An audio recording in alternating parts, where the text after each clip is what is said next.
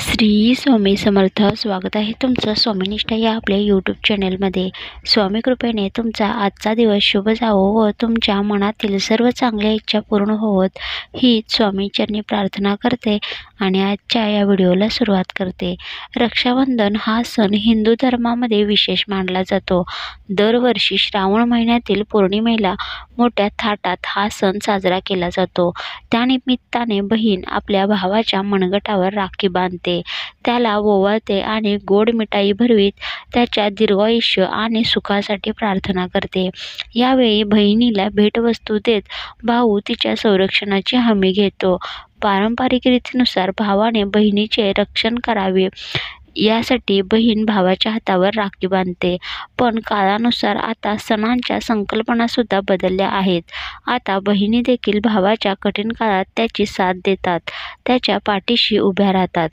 हिंदू दिनदर्शिकेनुसार भावा बहिणीतील पवित्र नाते जपणारा रक्षाबंधन हा सण श्रावण शुक्ल पक्षाच्या पौर्णिमेला साजरा केला जातो.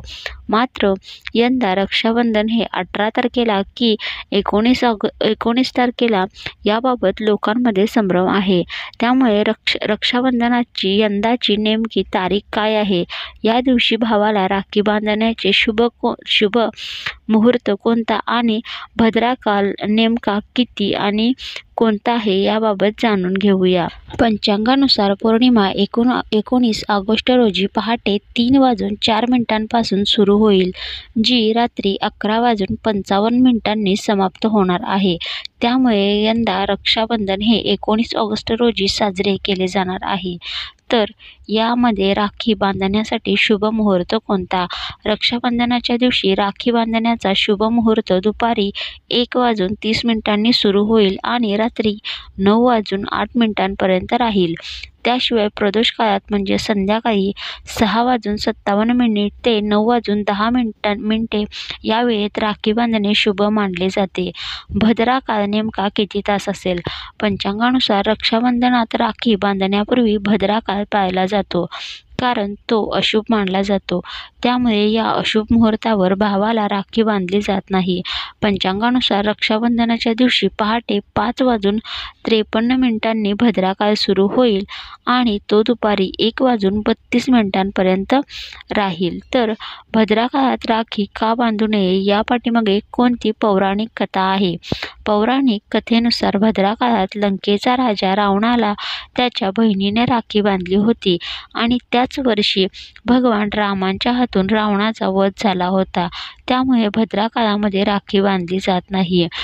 यंदा तुम्हीही तुमच्या सर्व भावंडांसह रक्षाबंधनाचा सण मोठ्या उत्साहामध्ये साजरा करा.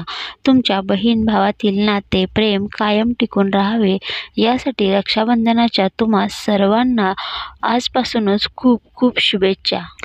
जेव्हा एखादी बहीण आपल्या भावाच्या मनगटावर राखी बांधते तेव्हा त्यापूर्वी तिने गणेशांसमोर राखीचे ताट ठेवावे आणि त्यांच्या चरणी प्रथम राखी अर्पण करावी. त्यानंतर भावाच्या मनगटावर राखी बांधावी. गणपतीला आद्य पूज्य देवता मानले जाते. या पद्धतीमुळे ते प्रसन्न होतात. दुसरा उपाय म्हणजे बहिणीने लाल कपड्यात रोळी, अक्षता आणि एक नाणे बांधून आशीर्वाद म्हणून भावाला द्यावे आणि भावाने ते बंडल आपल्या तिजोरीमध्ये ठेवावे. यामुळे भावाला कधीही आर्थिक समस्यांना सामोरे जावे लागणार नाही. भाऊ प्रगती करत राहील आणि त्याची सर्व मनोकामना पूर्ण होतील.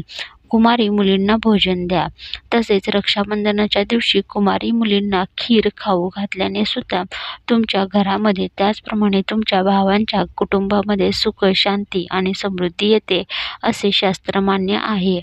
तर अशी ही रक्षाबंधन कधी साजरे करावे, त्याचप्रमाणे रक्षाबंधनाचा शुभ मुहूर्त कोणता, भद्रा काळ कोणता याविषयीची सविस्तर माहिती तर आपल्या चॅनेलवर मी अशाच प्रकारचे सण, वार, व्रत, वैकल्ये, उपाय, तोडगे यांची माहिती टाकत असते.